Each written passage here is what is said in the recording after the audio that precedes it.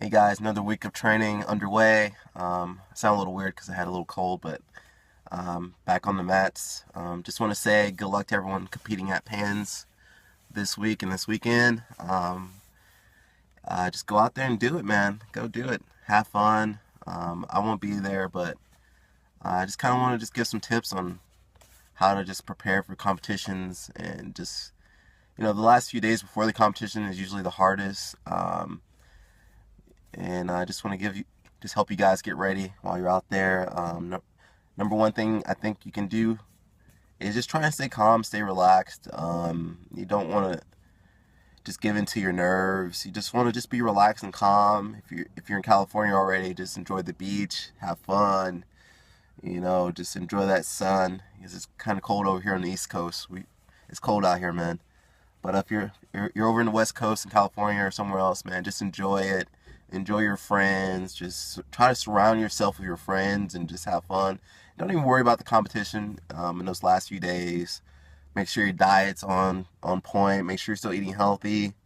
Don't be anything too crazy that anything with a lot of sodium that might make you just blow up right before you need to weigh in, or make sure you stay hydrated. If you're kind of close on weight, man, try to do what you can to get low. I mean, I cut weight sometimes too, so I can't knock it. But if you can, just try to be as close as possible, because you don't want to have to worry about 1 or 2 pounds right before you have to weigh in. Like, man, I don't, if you got 2 pounds, like 2 or 3 pounds the night before, not too bad. But if you're 2 or 3 pounds day of, like, man, you're like, all right, I gotta, you gotta sweat then, but you don't want to like just burn yourself out sweating that you're not prepared, that you're not mentally preparing yourself to compete. So what I mean by mentally preparing yourself to compete, like you should know in your head, like, all right, these are some of the moves that I practice. This is how I'm gonna deal with this position. Um, you should know certain positions that you're going to see. You might see some worm guard. You might see some lasso. You might see some half guard. You might see, all these other things. But you should have a game plan for most of those major positions. And there's just so much that you can worry about. That's why I think it's so important to stay calm.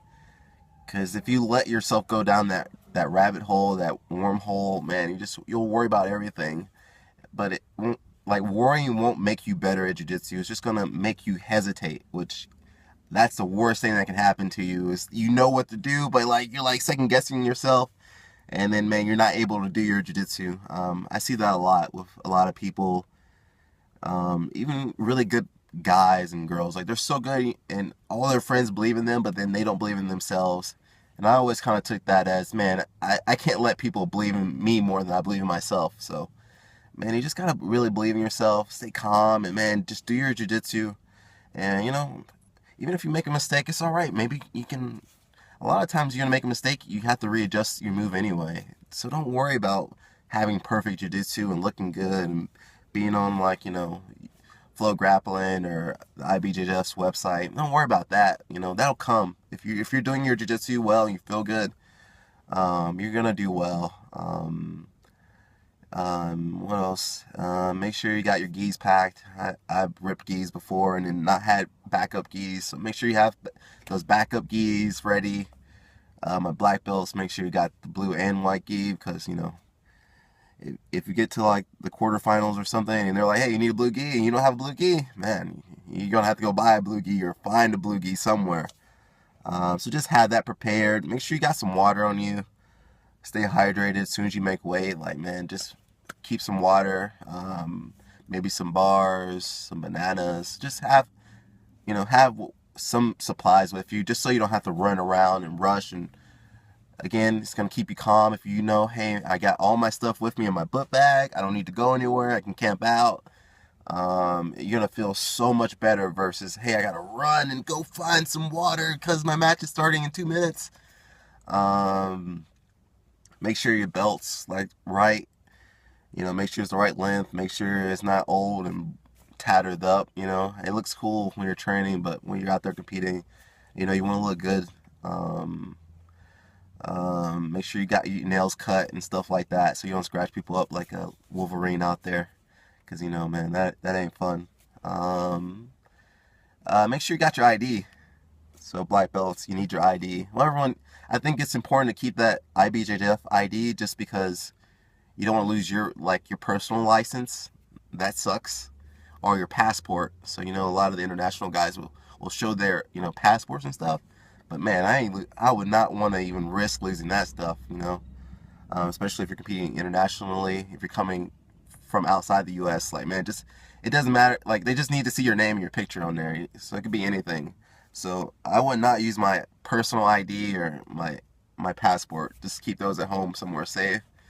Um, let's see. If you can film your matches, that's super good.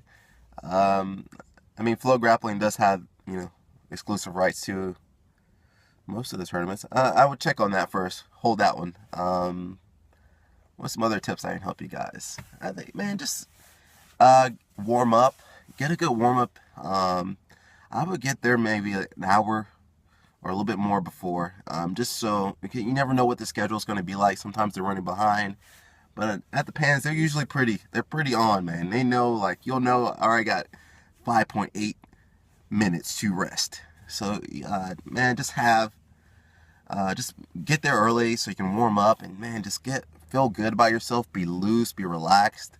I like to think of like Conor McGregor. Before he fights, he looks like he's made out of rubber or something. And man, that's just gonna help your timing. You're gonna be so loose and ready to go, and you're just gonna be like, when it's time to move, you're gonna be there. Versus if you're cold, like your body's gonna be sluggish and slow, and you won't be able to utilize your techniques to your potential. I think when you're you need to do your prep before tournaments. Months, even years before the tournaments. That last week, nothing's really gonna change. Maybe like work on some last few little details, and the positions you gotta work at.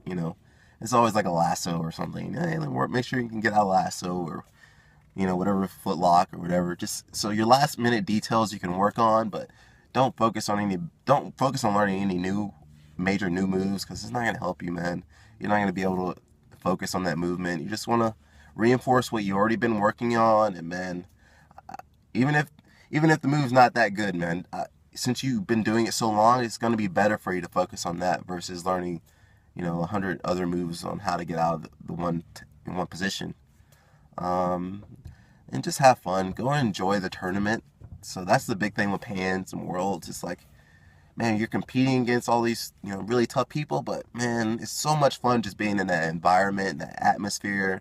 There's so many matches. You get so burned out because you just, boom, like you download so much jiu-jitsu in your head. But it's fun. You get to eat acai and the Brazilian steak and see all the, you just get to see like all the jiu-jitsu stars out there. And even when they're not competing, man, they go and hang out and they're coaching their students, and just go up and talk to them and say hey, and just, man, it's so much fun for me. It's like a cookout or family, like a get together or something like that. It's like, hey, I haven't seen my friend in so long, and even if we compete against each other, it's like, hey, man, good luck out there. It's just fun. Just go enjoy it, man. My instructor, Jacare, always said, you did the hard work in your training, so when you go and compete, it's like you're going to show off, and it's just like show the results of your training. And man, even if you lose or win, there's always going to be another Pans next year. So you can always come back and try and keep trying to get better, try to get better results. And good luck out there, guys. I'm really looking forward to my next few posts on YouTube. I have some really great ideas that I can't wait to get out there. So be looking out for that. And then again, subscribe to my channel, and that just shows me, hey, people are out there watching. I would do these videos regardless, because I like doing this kind of stuff. I like writing and emailing and talking about jiu-jitsu. So if I can advocate it through whatever means, it's a pleasure for me. So again, guys, subscribe, and you can share these videos with everybody. Until next time, ciao.